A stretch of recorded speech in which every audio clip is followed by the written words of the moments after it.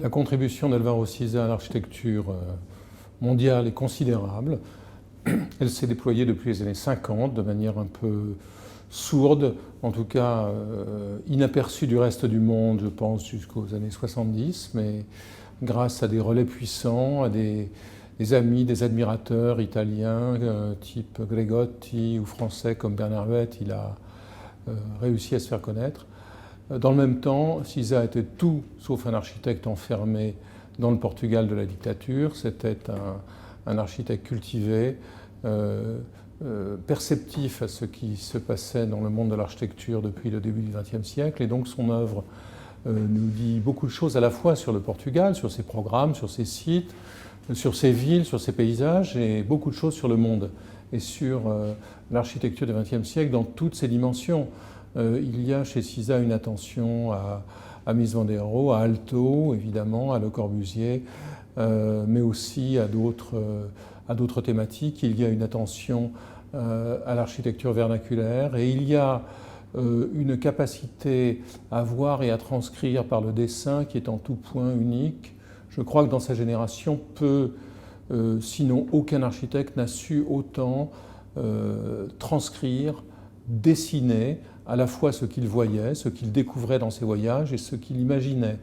Et ce qui fait de l'œuvre de Siza une œuvre tout à fait incontournable, c'est cette double sédimentation des bâtiments, des projets, d'une parole qui est une parole relativement mesurée, relativement épisodique, précise, mais c'est surtout finalement, comme le disait Le Corbusier, les yeux qu'il nous permet d'ouvrir sur le monde avec son crayon, et avec ce que ces bâtiments disent des villes et des sites dans lesquels ils s'implantent, qu'on peut mesurer l'apport de Siza. L'apport de Siza est d'avoir révélé et transformé sans les détériorer, en y contribuant fortement des sites urbains insignes. Je pense à Santiago de Compostela, je pense à Berlin, je pense évidemment à Porto et ses banlieues, je pense aussi à Lisbonne, avec la reconstruction de Lisbonne. Il nous aide non seulement avec ses bâtiments à vivre mieux à l'intérieur des murs qu'il a dessinés, mais il nous aide aussi à comprendre ceux qui les entourent. Je pourrais parler de beaucoup de bâtiments de Siza que j'aime, j'en ai vu énormément, je ne les ai pas tous vus.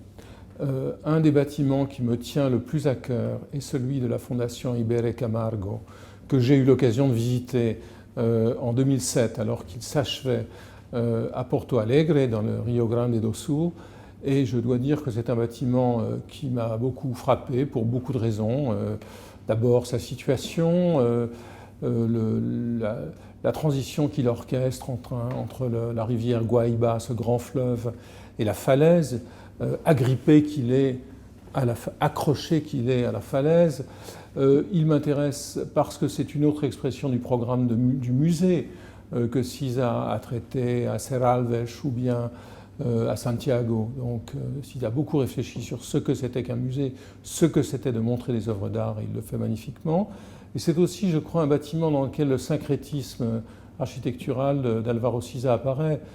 Évidemment, on ne peut pas ne pas penser au musée Guggenheim de Wright, à l'idée d'un parcours muséographique qui est dans le même temps un parcours qui gravite sur la périphérie du bâtiment, de salle en salle, mais sans évidemment l'espèce d'obsession de la spirale parfaite chez Wright. C'est un bâtiment beaucoup plus opportuniste dans sa capacité à capter des lumières, à offrir des vues. Et c'est aussi un bâtiment qui transcrit la sensibilité de Siza à l'architecture brésilienne, et notamment à l'œuvre de Lina Bobardi, qu'on ne peut manquer de détecter dans les passerelles. On y voit, et dans certaines ouvertures qui semblent être une parodie, ce qui est une position tout à fait légitime, une parodie amicale du Sesc Pompeia de Lina Bobardi à São Paulo.